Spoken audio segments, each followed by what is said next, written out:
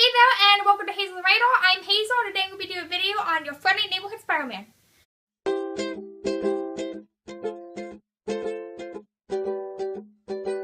So Spider-Man is a Marvel Comics superhero who was created by Stan Lee back in the 1960s, and he was kind of broke ground as far as comics go, in being one of the first teenage superheroes, which is kind of cool, like teenage superheroes who wasn't a sidekick.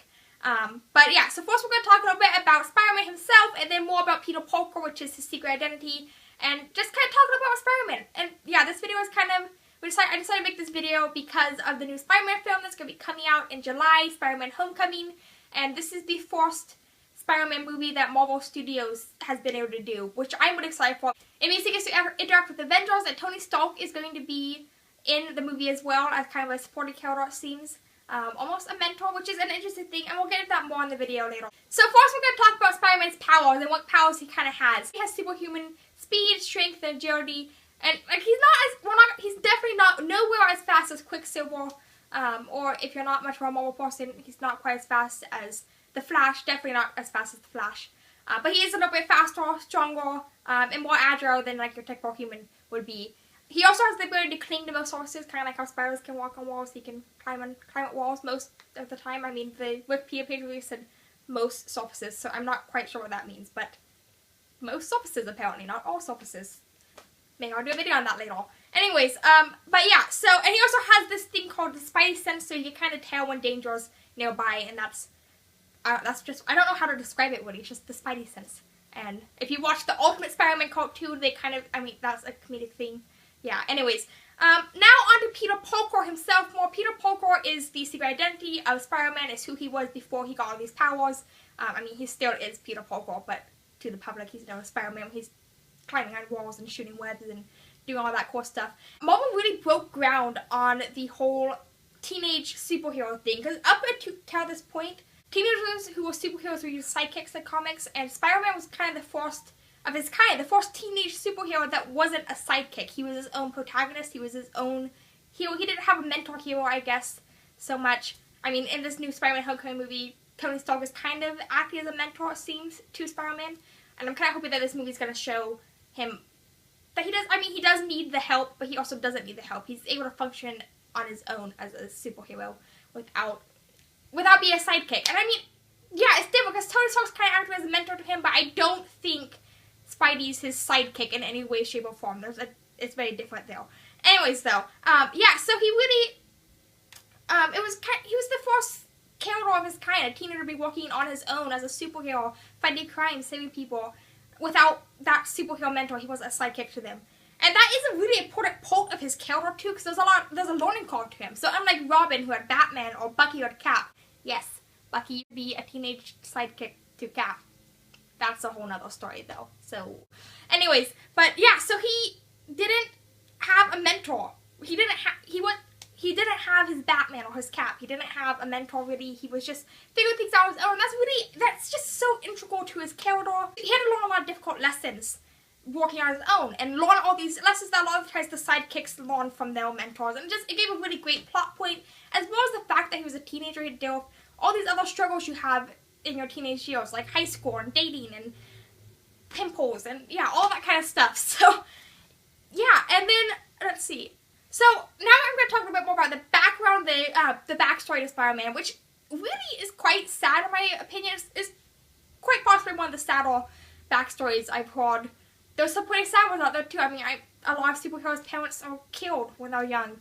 I mean, I think Cap's mom died of polio or something like that, I'm pretty sure. No, TB. I remember now.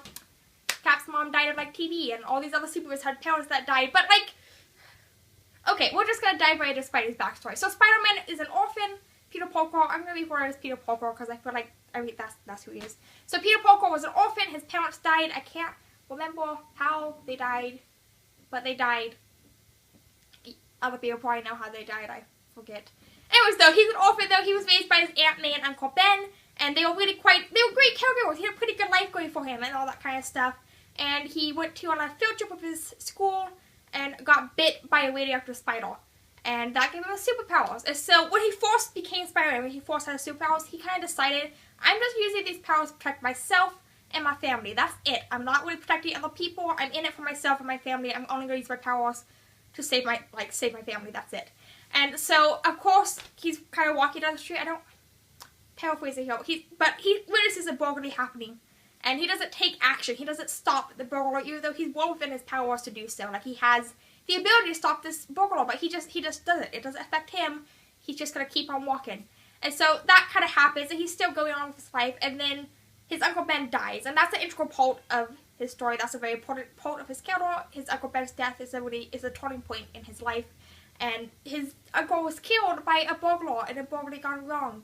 So, yeah, and Peter finds out who this burglar was, and it turns out it's that same burglar that he did not stop when he could have. And that's just, it's so, I can see how painful that would be, especially for him, because he's just kind of thinking, like, oh shoot, like, where is this that he can stop stuff. And that also, I feel like as you can imagine, it was a pretty big wake-up call, I feel like, for him. Like, it was a big wake-up call that, yo, like, you have these powers, you need to help people. And it's kind of that quote really plays in part here, is the quote, the Spider-Man quote, I'm going to call it, that with great power comes great responsibility. That quote just speaks volumes, though, too, that, like, he has a responsibility to help other people. And then also, it gave that quote, so in Civil War, we have Spider-Man show up in the Captain America Civil War movie, and Stark recruits him to his side, and there's a quote in there that's actually been getting quite a bit of, I've been seeing it's getting some flack for people about, like, that's not how things work, or that kind of thing. This video informative.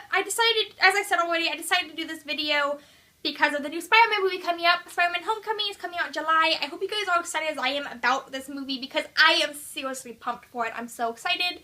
I mean, I am excited for the Guardians of the Galaxy movie, I think that too, but I'm mostly excited for the Spider-Man Homecoming movie. I'm so excited. I hope you guys are too. And I think Tom Holland makes a really good Spider-Man, actually. Like, I love Tom Holland as Spider-Man. I think perfect casting right now, Marvel. Not that they've ever been bad at casting. Marvel's really great at casting. It's fantastic, though. I'm not complaining. Yeah. So leave your comments down below. Do you prefer the natural webbing version of Spider-Man or web shooters? And are you excited for the movie? Yeah. Thanks for watching. And if you like this video, please like it and share it. If you want to see more videos like this, then subscribe. You can follow me on Twitter and Instagram at Hazel the Radar for both of those medias. If you want to see more Marvel themed videos, as you might be able to tell, I like Marvel a lot. I have quite a few Marvel pop figures. I mean, I have the Black Widow for a red Marvel book that does fit in MCU, although I don't know where. Video coming up on that at some point once I figure it out.